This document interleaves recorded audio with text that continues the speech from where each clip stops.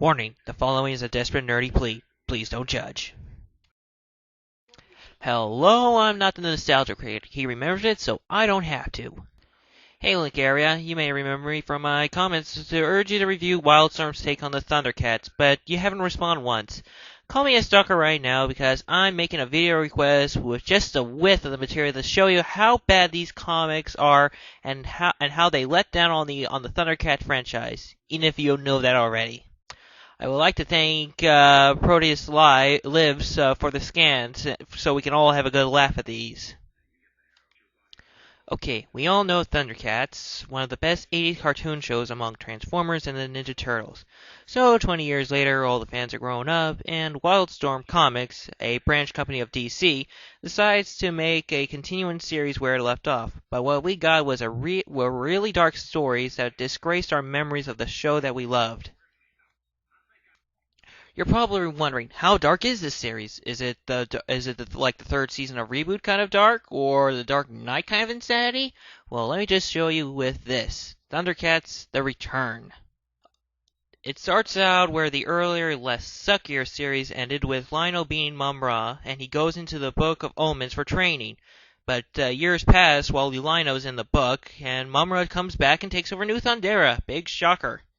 While the art design in this comic actually feels like the cartoon, it's far, far from it. And here are some examples why. Cheetara is basically the mutant's bondage for 2 issues. Wily Kid and Cat, the Robins of the groups that we're supposed to relate to when we were kids, are now Mum-Ra's skimpy-dressed sex slaves. Yeah. And Lion-O kills by breaking a mutant's neck. What's with writers today in that? You see it all the time. That's the sound of breaking up our childhood.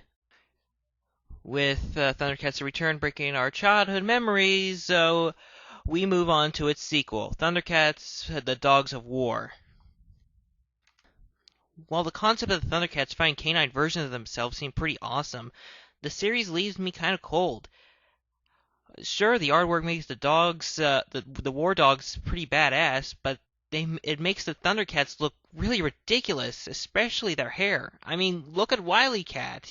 He looks like if Logan went Super Saiyan 3, and just look at the adult version of Lion-O.